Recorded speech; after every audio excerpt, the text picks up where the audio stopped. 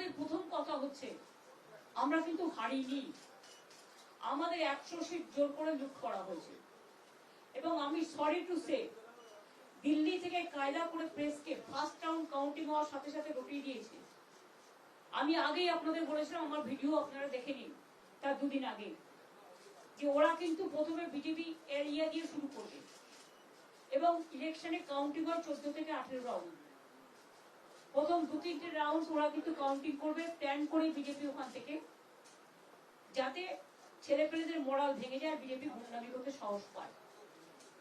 আমাদের লড়াইটা বিজেপির সাথে ছিল না, আমাদের লড়তে হয়েছে ভিলেন ইলেকশন কমিশন, যিনি ব্ল্যাক হিস্ট্রি তৈরি করেছেন Indian ডেমোক্রেসিতে।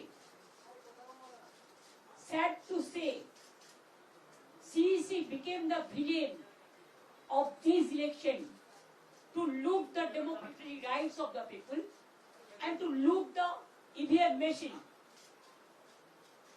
Can you tell me that after voting EVM machine, 80 to 95% is a charge? How it is possible?